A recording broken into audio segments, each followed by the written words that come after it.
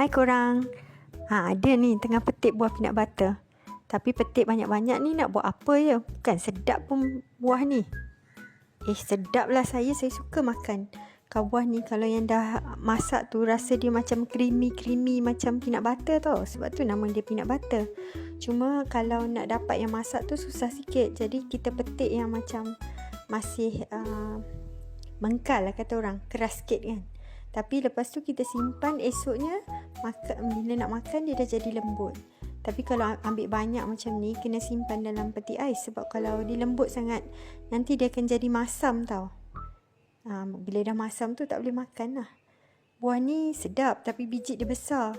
Tu saya kata kalau biji dia kecil, mesti dia ada kat pasar raya dah. Tak adalah dia jadi buah yang orang tak tanam secara komersial kan. Tapi rasa dia memang saya suka.